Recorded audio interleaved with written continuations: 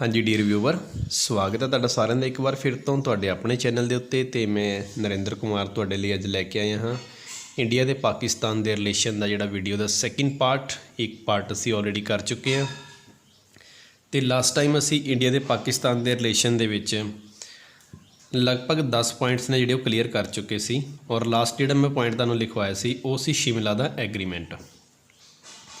ਔਰ ਸ਼ਿਮਲਾ ਦੇ ਐਗਰੀਮੈਂਟ ਦੇ ਵਿੱਚ ਅਸੀਂ ਜ਼ੁਲਫਿਕਰ ਅਲੀ ਭੁੱਟੋ ਤੇ ਇੰਦਰਾ ਗਾਂਧੀ ਦੇ ਵਿਚਕਾਰ ਜਿਹੜਾ ਸਮਝੌਤਾ ਹੋਇਆ ਸੀ 1972 ਦੇ ਵਿੱਚ, ਉਸ ਸਮਝੌਤੇ ਦੇ ਉੱਤੇ ਅਸੀਂ ਚਰਚਾ ਕੀਤੀ ਸੀ। ਤੇ 10ਵੇਂ ਪੁਆਇੰਟ ਤੋਂ ਬਾਅਦ ਹੁਣ ਸਾਡੇ ਕੋਲ ਜਿਹੜਾ ਇੰਡੀਆ ਤੇ ਪਾਕਿਸਤਾਨ ਦੇ ਰਿਲੇਸ਼ਨ ਦਾ ਜਿਹੜਾ 11ਵਾਂ ਕੀ ਪੁਆਇੰਟ ਹੈ ਉਹ ਹੈ ਭਾਰਤ ਤੇ ਪਾਕਿਸਤਾਨ ਦਾ ਸਾਂਝਾ ਕਮਿਸ਼ਨ, ਇੰਡੋ ਪਾਕ ਕਾਮਨ ਕਮਿਸ਼ਨ ਜਾਂ ਜੁਆਇੰਟ ਕਮਿਸ਼ਨ। ਇੰਡੀਆ ਪਾਕਿस्तान कॉमन या जॉइंट कमीशन। इस कमीशन की जी स्थापना की गई सी वो सी साडी 10 मार्च 1981, 10 मार्च 1981। इस कमीशन दे विच की दस्सिया गया कि भारत अते पाकिस्तान दोनों देशों के जिहड़े विदेश मंत्री ने वो आपस दे विच हर साल मीटिंग करनगे और जो भी दोनों देशों के विचकार किसी प्रकार के भी अगर विवाद ने, किसी प्रकार का भी टेंशन है तो उसनों बैठ के सॉल्व करनगे। और इस कमीशन दे विच कुछ मैंबर भारत के होणगे ते कुछ मैंबर ने जिहड़े वो पाकिस्तान के होणगे। दोनों की एक जॉइंट कमेटी बनेगी ताकि दोनों देशों के संबंध वधिया बने रहन। और ये जिहड़ी लोकेशन तय की गई सी कि या तो मीटिंग होएगी दिल्ली दे विच या होएगी इस्लामाबाद दे विच। 1 साल भारत दे विच 1 साल पाकिस्तान दे विच, क्योंकि भारत की जिहड़ी राजधानी वो दिल्ली है तो पाकिस्तान की जिहड़ी राजधानी है वो इस्लामाबाद है। तो इस करके ये साझा कमीशन स्थापित किया गया तां जो दोनों दे मुल्कों के विचकार जिहड़े संबंध ने वो सुधरे रहन। नैक्सट पॉइंट है साडे कोल कश्मीर दे विच आतंकवाद। कश्मीर भारत ते पाकिस्तान दे विचकार शुरू तो ही एक विवाद का विषय सी ते इत्थे जाके जिहड़ा विषय है ये ज़्यादा इस करके इंपॉर्टेंट हो जाता है क्योंकि कश्मीर दे विच जिहड़ी अतवाद की समस्या मेनली शुरू हुई है वो साडी हुई है 1990 के आस पास। 1990 तो पहला इन्ना कोई वड्डा मुद्दा नहीं सी कश्मीर दे विच जिहड़ा कि आतंकवादियों नूं लैके। पर 1990 तो बाद जिहड़ी कश्मीर घाटी है, कश्मीर घाटी दे विच खास करके जिहड़े कश्मीरी पंडित रहिंदे सन और कश्मीरी पंडितां दे नाल उत्थों दे जिहड़े लोकल जिहड़े लोग ने वो उन्होंने आतंकवादी सपोर्ट करते सन। और आतंकवादियों के कहने ते ही जिहड़े लोकल लोग ने, मुसलमान लोग ने, उन्होंने कश्मीरी पंडितां के खिलाफ जिहड़ा रौला पाउणा शुरू कर दिता कि इन्होंने कश्मीर दे विचों बाहर कड्डो या इन्हां नाल मारकुट भी की गई और उत्थे आतंकवादी हिंसक कार्रवाइयां भी करवाइयां गईयां। तां जिहदे करके बहुत सारे जिहड़े कश्मीरी पंडित सन उन्होंने उस घाटी दे विचों माइग्रेट करना पिया। यानी कि माइग्रेट का मतलब हुंदा वो जगह छड्ड के जाना पिया। और इस पूरी कार्रवाई दे विच जिहड़े आतंकवादी भेजे गए सन उहदे विच किते ना किते पाकिस्तान का हत्थ सी। ते इसे करके भारत ते पाकिस्तान दे जिहड़े रिलेशन ने वो जिहड़ा साझा कमीशन बनिया सी उस तो बाद दोबारा तो मुड़ तो फिर खराब होने शुरू हो गए सी। और जिमें जिमें कश्मीरी पंडित माइग्रेट करते गए तो भारतीय सरकार ने इस गल का क्लीयर सी कि कश्मीरी पंडित सिर्फ इस करके माइग्रेट कर रहे हैं क्योंकि उत्थे आतंकवादी कार्रवाइयां कीतियां जांदियां ने। और इस सारी आतंकवादी कार्रवाइयां दे विच जिहड़ा पाकिस्तान का हत्थ है, इत्थों तक कि इंडिया की गौरमेंट ने पाकिस्तान की गौरमेंट को चेतावनी भी दी सी कि तुसीं कश्मीर घाटी दे विच जिहड़ी प्रॉब्लम क्रिएट कर रहे हो इसनूं रोकिया जाए। नैक्सट साडे कोल पॉइंट है 13वां पॉइंट, बाबर मस्जिद का विवाद। बाबरी मस्जिद का विवाद, बाबरी मस्जिद का विवाद, कन्फ्लिक्ट ऑफ दी बाबरी मस्जिद। जिमें कि हिंदुओं की जिहड़ी पवित्र जिहड़ी जगह है अयोध्या जिसनों बोलते हैं, यूपी दे विच जिहड़ी फैज़ाबाद जिले दे विच है, तो उत्थे ही पहला बाबर की मस्जिद बनी हुई सी। तो भारत दे विच जिहड़ी हिंदुओं ने 6 दसंबर 1992 नूं इस बाबरी मस्जिद नूं गिराता सी। हालांकि बाबरी मस्जिद का टॉपिक अपने आप दे विच एक लेंथी टॉपिक है, उहदे वास्ते एक स्पैशल पर्टिकुलर वीडियो जिहड़ी बनावांगे आपां ते उसके उपर पूरी डिटेल दे विच आपां जानकारी हासिल करांगे। फिलहाल इत्थों कहानी सिर्फ ये समझनी है कि बाबर मस्जिद के गिरन दे नाल इंडिया ते पाकिस्तान के रिलेशन के उत्ते की इंपैक्ट पेगा।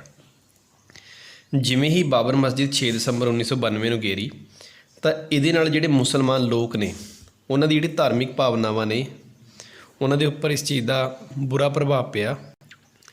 ਤਾਂ ਜਿਹਦੇ ਕਰਕੇ ਭਾਰਤ ਦੇ ਵਿੱਚ ਤਾਂ ਦੰਗੇ ਹੋਏ ਹੀ ਹੋਏ, ਹਿੰਦੂ ਮੁਸਲਮਾਨ ਆਪਸ ਵਿੱਚ ਲੜੇ, ਬਹੁਤ ਸਾਰੀਆਂ ਮੌਤਾਂ ਵੀ ਹੋਈਆਂ, ਸਰਕਾਰੀ ਪ੍ਰਸ਼ਾਸਨ ਵੀ ਉਸ ਨੂੰ ਕੰਟਰੋਲ ਨਹੀਂ ਕਰ ਪਾਇਆ।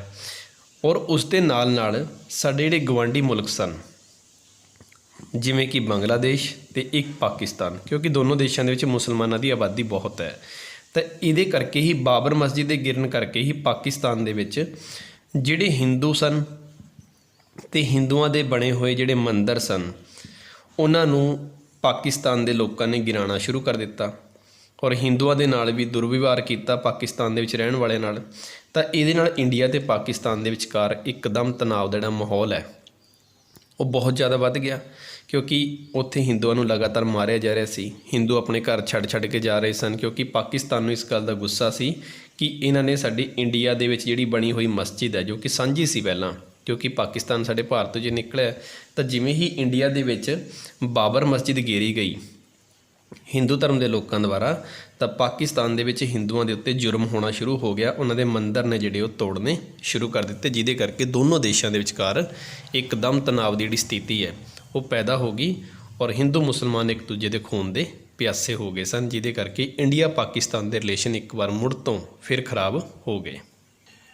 ਨੈਕਸਟ ਸਾਡਾ ਜਿਹੜਾ ਵਿਵਾਦ ਦਾ ਵਿਸ਼ਾ ਰਿਹਾ ਉਹ ਸੀ ਪਰਮਾਣੂ ਵਿਸਫੋਟ, ਯਾਨੀ ਕਿ ਪਰਮਾਣੂ ਪ੍ਰੀਖਣ, ਨਿਊਕਲੀਅਰ ਟੈਸਟ। ਇੰਡੀਆ ਨੇ ਹੁਣ ਤੱਕ 2 ਪਰਮਾਣੂ ਟੈਸਟ ਕੀਤੇ ਆ। ਇੰਡੀਆ ਦਾ ਇੱਕ ਤਾਂ ਪਰਮਾਣੂ ਜਿਹੜਾ ਟੈਸਟ ਹੋਇਆ 1974 ਦੇ ਵਿੱਚ, ਇੱਕ ਹੋਇਆ 1998 ਦੇ ਵਿੱਚ। ਇਹ ਹੋਇਆ ਸੀ 18 ਮਈ ਨੂੰ ਅਤੇ ਇਹ ਵਾਲਾ ਹੋਇਆ ਸੀ 26 ਮਈ ਨੂੰ। ਇਹ ਦੋਨੋਂ ਹੀ ਓਪਰੇਸ਼ਨ ਅਸੀਂ ਰਾਜਸਥਾਨ ਦਾ ਜਿਹੜਾ ਪੋਖਰਨ ਜਿਹੜਾ ਏਰੀਆ ਹੈ, ਪੋਖਰਮ, ਇਹਨਾਂ ਦੇ ਵਿੱਚ ਏਰੀਆ ਦੇ ਵਿੱਚ ਅਸੀਂ ਦੋਨੋਂ ਟੈਸਟ ਕੀਤੇ ਸੀ। ਪਹਿਲਾ ਵੀ ਪੋਖਰਮ ਦੇ ਵਿੱਚ ਹੋਇਆ ਅਤੇ ਦੂਸਰਾ ਵੀ ਪੋਖਰਮ ਦੇ ਵਿੱਚ ਹੋਇਆ। ਤਾਂ ਜਿਹੜਾ ਇਹ ਅਸੀਂ ਪੋਖਰਮ ਦੇ ਵਿੱਚ 26 ਮਈ 1998 ਨੂੰ ਟੈਸਟ ਕੀਤਾ ਸੀ, ਇਹ ਜਿਹੜਾ ਪਹਿਲਾ ਵਾਲਾ ਟੈਸਟ ਸੀ ਇਸ ਨੂੰ ਅਸੀਂ ਬੋਲਦੇ ਹਾਂ ਸਮਾਈਲਿੰਗ ਬੁੱਧਾ। ਇਸ ਓਪਰੇਸ਼ਨ ਦਾ ਨਾਮ ਸਮਾਈਲਿੰਗ ਬੁੱਧਾ, ਕਿਉਂਕਿ ਇਸ ਦਿਨ ਬੁੱਧ ਪੂਰਨਿਮਾ ਸੀ ਤਾਂ ਇਸ ਕਰਕੇ ਅਸੀਂ ਇਸ ਓਪਰੇਸ਼ਨ ਦਾ ਨਾਮ ਰੱਖਿਆ ਬੁੱਧ ਸਮਾਈਲਿੰਗ ਬੁੱਧਾ। ਅਤੇ ਇਸ ਓਪਰੇਸ਼ਨ ਨੂੰ ਅਸੀਂ ਬੋਲਦੇ ਹਾਂ ਓਪਰੇਸ਼ਨ ਸ਼ਕਤੀ। ਇਹ 2 ਸਾਡੇ ਹੁਣ ਤੱਕ ਦੇ ਜਿਹੜੇ ਨਿਊਕਲੀਅਰ ਟੈਸਟ ਹੋਏ ਨੇ ਦੋਨੋਂ ਰਾਜਸਥਾਨ ਦੇ ਵਿੱਚ ਹੋਏ ਹੈ। ਇਹ ਟੈਸਟ ਇੰਦਰਾ ਗਾਂਧੀ ਦੇ ਸਮੇਂ ਹੋਇਆ ਸੀ ਅਤੇ ਇਹ ਵਾਲਾ ਸੀ ਜਿਹੜਾ ਅਟਲ ਬਿਹਾਰੀ ਵਾਜਪਾਈ। ਤਾਂ ਇਸ ਦੇ ਵਿੱਚ ਅਸੀਂ 5 ਬੈਕ ਟੂ ਬੈਕ ਜਿਹੜੇ ਪਰਮਾਣੂ ਟੈਸਟ ਕੀਤੇ ਅਤੇ ਇਸੇ ਨੂੰ ਦੇਖਦੇ ਹੋਏ ਜਦੋਂ ਭਾਰਤ ਦੇ ਵਿੱਚ 5 ਜਿਹੜੇ ਬੈਕ ਟੂ ਬੈਕ ਅਸੀਂ ਟੈਸਟ ਕੀਤੇ, ਤਾਂ ਇਸ ਤੋਂ ਇਲਾਵਾ ਪਾਕਿਸਤਾਨ ਨੇ ਆਪਣੀ ਜਿਹੜੀ ਚਿਗਾਈ ਹਿਲਸ ਨੇ, ਪਹਾੜੀਆਂ ਨੇ, ਭਾਰਤ ਨੂੰ ਦੇਖਦੇ ਦੇਖਦਿਆਂ ਪਾਕਿਸਤਾਨ ਨੇ ਵੀ 6 ਬੈਕ ਟੂ ਬੈਕ ਜਿਹੜੇ ਨਿਊਕਲੀਅਰ ਟੈਸਟ ਕੀਤੇ। ਤਾਂ ਜਦੋਂ ਭਾਰਤ ਪਾਕਿਸਤਾਨ ਦੋਨੋਂ ਆਪਸ ਦੇ ਵਿੱਚ ਬੈਕ ਟੂ ਬੈਕ ਇੱਕ ਦੂਸਰੇ ਨੂੰ ਦੇਖਦੇ ਹੋਏ ਪ੍ਰੀਖਣ ਕਰਨਗੇ, ਨਿਊਕਲੀਅਰ ਜਿਹੜੀ ਐਨਰਜੀ ਹੈ ਉਸ ਦਾ ਯੂਜ਼ ਕਰਨਗੇ ਜਾਂ ਟੈਸਟ ਕਰਨਗੇ ਪਰਮਾਣੂ ਊਰਜਾ ਦਾ, ਤਾਂ ਇਹਦੇ ਨਾਲ ਦੋਨੋਂ ਦੇਸ਼ਾਂ ਦੇ ਵਿਚਕਾਰ ਜਿਹੜੀ ਤਣਾਅ ਦੀ ਸਥਿਤੀ ਵੱਧ ਗਈ। ਦੁਨੀਆ ਨੂੰ ਇਹ ਲੱਗਣ ਲੱਗ ਗਿਆ ਕਿ ਭਾਰਤ ਅਤੇ ਪਾਕਿਸਤਾਨ ਇੱਕ ਦੂਸਰੇ ਨੂੰ ਦੇਖ ਕੇ ਹੀ ਜਿਹੜਾ ਟੈਸਟ ਕਰ ਰਹੇ। ਹੁਣ ਸਪੋਜ਼ ਕਰੋ ਕਿ ਸਾਡੇ ਇਲਾਕੇ ਦੇ ਵਿੱਚ ਕਿਸੇ ਗੁਆਂਢ ਦੇ ਵਿੱਚ ਗੋਲੀਆਂ ਚੱਲਦੀਆਂ ਨੇ ਔਰ ਅਸੀਂ ਉਹਨਾਂ ਨੂੰ ਦੇਖ ਕੇ ਅਸੀਂ ਵੀ ਫਾਇਰ ਕਰਨਾ ਸ਼ੁਰੂ ਕਰ ਦਈਏ, ਤਾਂ ਇਹਦੇ ਨਾਲ ਕੀ ਹੋਏਗਾ? ਦੋਨੋਂ ਜਿਹੜੇ ਗੁਆਂਢੀਆਂ ਦੇ ਵਿੱਚ ਕੀ ਵਧੇਗਾ? ਤਣਾਅ ਵਧੇਗਾ। ਔਰ ਇਹੀ ਸਥਿਤੀ ਉਸ ਸਮੇਂ ਹੋ ਗਈ ਸੀ ਕਿ ਜਿਵੇਂ ਹੀ ਅਸੀਂ ਟੈਸਟ ਕੀਤਾ ਉਸ ਤੋਂ ਕੁਛ ਦਿਨ ਬਾਅਦ ਹੀ ਪਾਕਿਸਤਾਨ ਨੇ ਵੀ ਟੈਸਟ ਕਰਤਾ ਸੀ। ਔਰ ਇਹਦਾ ਇੱਕ ਰੀਜ਼ਨ ਤਣਾਅ ਦਾ ਇਹ ਵੀ ਸੀ ਕਿਉਂਕਿ ਉਸ ਸਮੇਂ ਇੱਕ ਸੰਧੀ ਹੋਣੀ ਸੀ CTBT, ਜਿਸ ਨੂੰ ਅਸੀਂ ਬੋਲਦੇ ਹਾਂ ਕੰਪਰੀਹੈਂਸਿਵ ਟੈਸਟ ਬੈਨ ਟਰੀਟੀ। ਭਾਰਤ ਨੇ ਇਸ ਸੰਧੀ ਦੇ ਉੱਪਰ ਸਾਈਨ ਕਰਨ ਤੋਂ ਇਨਕਾਰ ਕਰਤਾ ਸੀ ਕਿ ਭਾਰਤ ਨਿਊਕਲੀਅਰ ਟੈਸਟ 'ਤੇ ਬੈਨ ਨਹੀਂ ਲਗਾਏਗਾ, ਉਹ ਆਪਣਾ ਨਿਊਕਲੀਅਰ ਟੈਸਟ ਕਰਕੇ ਹੀ ਰਹੇਗਾ। ਔਰ ਇਸ ਗੱਲ ਦੇ ਉੱਤੇ ਪਾਕਿਸਤਾਨ ਨੇ ਵੀ ਸਾਈਨ ਨਹੀਂ ਕੀਤੇ ਸੀ, ਤਾਂ ਇਸ ਕਰਕੇ ਇਹ ਮੁੱਦਾ ਹੋਰ ਜ਼ਿਆਦਾ ਤੇਜ਼ ਹੋ ਗਿਆ ਕਿ ਦੋਨੋਂ ਦੇਸ਼ ਇਸ ਕਰਕੇ ਸਾਈਨ ਨਹੀਂ ਕਰ ਰਹੇ ਕਿ ਸ਼ਾਇਦ ਇਹ ਦੋਨੋਂ ਆਪਸ 'ਚ ਲੜਨਾ ਚਾਹੁੰਦੇ ਹੈ। ਔਰ ਇਸੇ ਕਰਕੇ ਜਦੋਂ ਇੰਡੀਆ ਨੇ ਟੈਸਟ ਕੀਤੇ ਤਾਂ ਨਾਲ ਦੀ ਨਾਲ ਪਾਕਿਸਤਾਨ ਨੇ ਵੀ ਆਪਣੀ ਜਿਹੜੀ ਚਿਗਾਈ ਹਿਲਸ ਨੇ ਉਹਨਾਂ ਦੇ ਵਿੱਚ ਇਹ ਵਿਸਫੋਟ ਕਰਨਾ ਸ਼ੁਰੂ ਕਰਤਾ, ਜਿਹਦੇ ਕਰਕੇ ਦੋਨੋਂ ਦੇਸ਼ਾਂ ਜਿਹੜਾ ਤਣਾਅ ਹੈ ਉਹ ਵੱਧ ਗਿਆ। ਜਿਵੇਂ ਹੀ ਇਹ ਨਿਊਕਲੀਅਰ ਵਿਵਾਦ ਵਧਿਆ ਤਾਂ ਉਸ ਤੋਂ ਬਾਅਦ ਦੋਨਾਂ ਦੇ ਵਿਚਕਾਰ ਵਿਵਾਦ ਨੂੰ ਘੱਟ ਕਰਨ ਦੇ ਲਈ ਇੱਕ ਮੀਟਿੰਗ ਹੋਈ ਜੂਨ 1998 ਦੇ ਵਿੱਚ ਅਤੇ ਇੱਕ ਮੀਟਿੰਗ ਹੋਈ ਸਤੰਬਰ 1998 ਦੇ ਵਿੱਚ। 2 ਮੀਟਿੰਗਾਂ ਹੋਈਆਂ। ਇਹ ਮੀਟਿੰਗ ਹੋਈ ਸ਼੍ਰੀਲੰਕਾ ਦੇ ਵਿੱਚ ਅਤੇ ਇਹ ਹੋਈ UNO ਦੇ ਸੰਮੇਲਨ ਦੇ ਵਿੱਚ। ਔਰ ਦੋਨਾਂ ਦੇਸ਼ਾਂ ਦੇ ਜਿਹੜੇ ਪ੍ਰਧਾਨ ਮੰਤਰੀ ਸਨ ਉਹ ਆਪਸ ਦੇ ਵਿੱਚ ਇੰਟਰਨੈਸ਼ਨਲ ਲੈਵਲ 'ਤੇ ਮਿਲੇ ਅਤੇ ਦੋਨਾਂ ਦੇ ਉਸ ਸਮੇਂ ਜਿਹੜੇ ਪ੍ਰਧਾਨ ਮੰਤਰੀ ਸਨ ਪਾਕਿਸਤਾਨ ਵੱਲੋਂ ਸਨ ਨਵਾਜ਼ ਸ਼ਰੀਫ ਤੇ ਇੰਡੀਆ ਵੱਲੋਂ ਸਨ ਅਟਲ ਬਿਹਾਰੀ ਵਾਜਪਾਈ। ਦੋਨਾਂ ਦੀ ਬਾਹਰਲੇ ਦੇਸ਼ਾਂ ਦੇ ਵਿੱਚ ਮੁਲਾਕਾਤ ਹੋਈ, ਇਹਨਾਂ ਦੀ UNO ਦੇ ਵਿੱਚ ਤੇ ਸ਼੍ਰੀਲੰਕਾ ਦੇ ਵਿੱਚ। ਤਾਂ ਦੋਨੋਂ ਦੇਸ਼ਾਂ ਦੇ ਜਿਹੜੇ ਆਪਸ ਦੇ ਵਿੱਚ ਜਿਹੜੇ ਪ੍ਰਧਾਨ ਮੰਤਰੀ ਨੂੰ ਮਿਲੇ, ਉਹਨਾਂ ਨਾਲ ਆਪਸ 'ਚ ਗੱਲਬਾਤ ਕੀਤੀ। ਤਾਂ ਜਿਹੜਾ ਨਿਊਕਲੀਅਰ ਟੈਸਟ ਵਾਲਾ ਜਿਹੜਾ ਥੋੜ੍ਹਾ ਵਿਵਾਦ ਸੀ ਉਹ ਘਟਦਾ ਹੋਇਆ ਨਜ਼ਰ ਆਉਣਾ ਸ਼ੁਰੂ ਹੋ ਗਿਆ, ਕਿਉਂਕਿ ਜਦੋਂ ਦੋ ਦੇਸ਼ਾਂ ਦੇ ਪ੍ਰਧਾਨ ਮੰਤਰੀ ਆਪਸ ਦੇ ਵਿੱਚ ਅੰਤਰਰਾਸ਼ਟਰੀ ਲੈਵਲ 'ਤੇ ਇੱਕ ਦੂਸਰੇ ਨਾਲ ਗੱਲਬਾਤ ਕਰਨਗੇ ਤਾਂ ਕਿਤੇ ਨਾ ਕਿਤੇ ਤਣਾਅ ਜਿਹੜਾ ਉਹ ਘਟ ਜਾਂਦਾ, ਉਹਨਾਂ ਦੇ ਨਾਲ ਗੱਲਬਾਤ ਹੋਣੀ ਸ਼ੁਰੂ ਹੋ ਜਾਂਦੀ ਹੈ। ਉਸ ਤੋਂ ਬਾਅਦ ਨਾਲ ਦੀ ਨਾਲ ਕੁਝ ਸਮੇਂ ਬਾਅਦ ਹੀ 20 ਫਰਵਰੀ 1999 ਦੇ ਵਿੱਚ ਭਾਰਤ ਦੇ ਜਿਹੜੇ ਪ੍ਰਧਾਨ ਮੰਤਰੀ ਨੇ ਉਹਨਾਂ ਨੇ ਦਿੱਲੀ ਤੋਂ ਲਾਹੌਰ ਤੱਕ 1999 ਦਿੱਲੀ ਤੋਂ ਲਾਹੌਰ ਤੱਕ ਬੱਸ ਯਾਤਰਾ ਕੀਤੀ। ਉਹਨਾਂ ਨੇ ਬੱਸ ਸੇਵਾ ਸ਼ੁਰੂ ਕੀਤੀ ਅਤੇ ਇਹਨਾਂ ਦੇ ਨਾਲ ਦੋਨੋਂ ਦੇਸ਼ਾਂ ਦੇ ਵਿਚਕਾਰ ਜਿਹੜਾ ਟੈਨਸ਼ਨ ਦਾ ਜਿਹੜਾ ਏਰੀਆ ਹੈ ਉਹ ਘਟਣਾ ਸ਼ੁਰੂ ਹੋ ਗਿਆ ਸੀ। ਇਸ ਤੋਂ ਬਾਅਦ ਕਾਰਗਿਲ ਯੁੱਧ। ਕਾਰਗਿਲ ਯੁੱਧ 1999 ਦੇ ਵਿੱਚ ਪਾਕਿਸਤਾਨ ਦੇ ਵਿੱਚ ਪਹਿਲਾਂ ਜਿਹੜੀ ਸਰਕਾਰ ਚੱਲ ਰਹੀ ਸੀ ਉਹ ਸੀ ਨਵਾਜ਼ ਸ਼ਰੀਫ ਦੀ। ਜਿਵੇਂ ਹੀ ਨਵਾਜ਼ ਸ਼ਰੀਫ ਨੂੰ ਉੱਥੋਂ ਦੀ ਮਿਲਟਰੀ ਨੇ ਹਟਾਤਾ, ਜਿਵੇਂ ਹੀ ਮਿਲਟਰੀ ਨੇ ਹਟਾਇਆ ਤਾਂ ਉੱਥੇ ਪਾਕਿਸਤਾਨ ਦੇ ਵਿੱਚ ਲੋਕਤੰਤਰ ਖਤਮ ਹੋ ਗਿਆ ਅਤੇ ਉੱਥੇ ਆ ਗਿਆ ਸਾਡਾ ਮਿਲਟਰੀ ਰਾਜ। ਔਰ ਮਿਲਟਰੀ ਰਾਜ ਦੇ ਵਿੱਚ ਜਿਹੜੀ ਕਮਾਨ ਸੰਭਾਲੀ ਪਾਕਿਸਤਾਨ ਦੀ, ਉਹਨਾਂ ਦਾ ਨਾਮ ਸੀ ਪਰਵੇਜ਼ ਮੁਸ਼ੱਰਫ। ਪਰਵੇਜ਼ ਮੁਸ਼ੱਰਫ ਪਾਕਿਸਤਾਨ ਦੇ ਮਿਲਟਰੀ ਦੇ ਜਿਹੜੇ ਹੈੱਡ ਸਨ, ਉਹ ਦੇਸ਼ ਦੇ ਮੁਖੀਆ ਬਣ ਗਏ ਅਤੇ ਉਹਨਾਂ ਨੇ ਭਾਰਤ ਅਤੇ ਪਾਕਿਸਤਾਨ ਦੇ ਵਿਚਕਾਰ ਜਿਹੜਾ ਵਿਵਾਦ ਚੱਲਦਾ ਆ ਰਿਹਾ ਸੀ ਉਸ ਨੂੰ ਨਵਾਂ ਜਨਮ ਦਿੱਤਾ। ਅਤੇ ਸਾਡਾ ਜਿਹੜਾ ਜੰਮੂ ਕਸ਼ਮੀਰ ਦਾ ਕਾਰਗਿਲ ਵਾਲਾ ਏਰੀਆ ਹੈ, ਕਾਰਗਿਲ ਕੀ ਅਸਲ ਦੇ ਵਿੱਚ ਕਾਰਗਿਲ ਜੰਮੂ ਕਸ਼ਮੀਰ ਦਾ ਇੱਕ ਡਿਸਟ੍ਰਿਕਟ ਹੈ ਅਤੇ ਉਸ ਡਿਸਟ੍ਰਿਕਟ ਦੇ ਵਿੱਚ ਭਾਰਤ ਦੀਆਂ ਕੁਛ ਜਿਹੜੀਆਂ ਸੈਨਿਕਾਂ ਦੀਆਂ ਜਿਹੜੀ ਛਾਉਣੀਆਂ ਸਨ ਉਹਨਾਂ ਦੇ ਉੱਤੇ ਅਟੈਕ ਕਰਤਾ ਅਤੇ 2-3 ਛਾਉਣੀ ਦੇ ਉੱਤੇ ਪਹਿਲਾਂ ਕਬਜ਼ਾ ਵੀ ਕਰ ਲਿਆ ਸੀ। ਅਤੇ ਇਸੇ ਗੱਲ ਨੂੰ ਲੈ ਕੇ ਭਾਰਤ ਅਤੇ ਪਾਕਿਸਤਾਨ ਦੇ ਵਿਚਕਾਰ ਇੱਕਦਮ ਤਣਾਅ ਦੀ ਸਥਿਤੀ ਪੈਦਾ ਹੋ ਗਈ ਅਤੇ ਇੱਧਰੋਂ ਸਾਡੇ ਇੰਡੀਆ ਦੇ ਪ੍ਰਧਾਨ ਮੰਤਰੀ ਅਟਲ ਬਿਹਾਰੀ ਵਾਜਪਾਈ ਨੇ ਆਪਣੀ ਕੋਰ ਕਮੇਟੀ ਦੇ ਨਾਲ ਸਲਾਹ ਕੀਤੀ ਅਤੇ ਪ੍ਰੈਜ਼ੀਡੈਂਟ ਦੀ ਪਰਮਿਸ਼ਨ ਲੈ ਕੇ ਅਸੀਂ ਕਾਰਗਿਲ ਵਾਲੇ ਏਰੀਏ ਦੇ ਵਿੱਚ ਪਾਕਿਸਤਾਨ ਦੇ ਉੱਤੇ ਉਸ ਦੀ ਜਿਹੜੀ ਲੜਾਈ ਦਾ ਜਾਂ ਉਹਨਾਂ ਦੇ ਹਮਲੇ ਦਾ ਜਵਾਬ ਦਿੱਤਾ ਅਤੇ ਦੋਨੋਂ ਦੇਸ਼ਾਂ ਦੇ ਵਿਚਕਾਰ ਕਾਰਗਿਲ ਦਾ ਯੁੱਧ ਸ਼ੁਰੂ ਹੋ ਗਿਆ। ਅਤੇ ਕਾਰਗਿਲ ਦਾ ਯੁੱਧ ਸ਼ੁਰੂ ਹੁੰਦਿਆਂ ਸਾਰ ਹੀ ਦੋਨੋਂ ਦੇਸ਼ਾਂ ਦੇ ਵਿਚਕਾਰ ਕਾਫੀ ਸਮੇਂ ਤੱਕ ਜਿਹੜੀ ਲੜਾਈ ਹੈ ਉਹ ਤਾਂ ਭਾਰਤ ਅਤੇ ਪਾਕਿਸਤਾਨ ਦੇ ਵਿਚਕਾਰ ਇਹ ਯੁੱਧ ਸ਼ੁਰੂ ਹੋਇਆ ਅਤੇ ਕਾਰਗਿਲ ਦੀ ਲੜਾਈ ਹੈ ਜਿਹੜੀ ਉਹ ਲਗਭਗ 20-22 ਦਿਨ ਚੱਲੀ ਅਤੇ ਇਸ ਲੜਾਈ ਦੇ ਵਿੱਚ ਅਸੀਂ ਪਾਕਿਸਤਾਨ ਨੂੰ ਹਰਾਤਾ ਸੀ। ਔਰ ਇਸ ਤਰੀਕੇ ਨਾਲ ਦੋਨੋਂ ਦੇਸ਼ਾਂ ਦੇ ਵਿਚਕਾਰ ਇਹ ਲੜਾਈ ਜਿਵੇਂ ਹੀ ਖਤਮ ਹੋਈ ਤਾਂ ਇਹ ਤਣਾਅ ਅੱਗੇ ਵੀ ਜਾਰੀ ਰਿਹਾ। ਨੈਕਸਟ ਪੁਆਇੰਟ ਹੈ ਭਾਰਤ ਦੇ ਜਿਹੜੇ ਹਵਾਈ ਜਹਾਜ਼ ਨੇ ਉਹਨਾਂ ਨੂੰ ਅਗਵਾ ਕਰਨਾ। ਪਾਕਿਸਤਾਨ ਦੇ ਵਿੱਚੋਂ 5 ਆਤੰਕਵਾਦੀ ਆਏ ਔਰ ਇਹਨਾਂ ਆਤੰਕਵਾਦੀਆਂ ਨੇ ਸਾਡੇ ਇੰਡੀਆ ਦੀ ਜਿਹੜੀ ਏਅਰਲਾਈਨ ਸੀ ਉੱਥੋਂ ਦਾ ਜਹਾਜ਼ ਜੋ ਕਿੱਥੋਂ ਉੱਡਣਾ ਸੀ, ਕਾਠਮੰਡੂ ਕੀ ਹੈ, ਨੇਪਾਲ ਦੀ ਰਾਜਧਾਨੀ। ਇਸ ਜਹਾਜ਼ ਨੇ ਜਾਣਾ ਸੀ ਕਾਠਮੰਡੂ ਤੋਂ ਦਿੱਲੀ ਏਅਰਪੋਰਟ ਵੱਲ।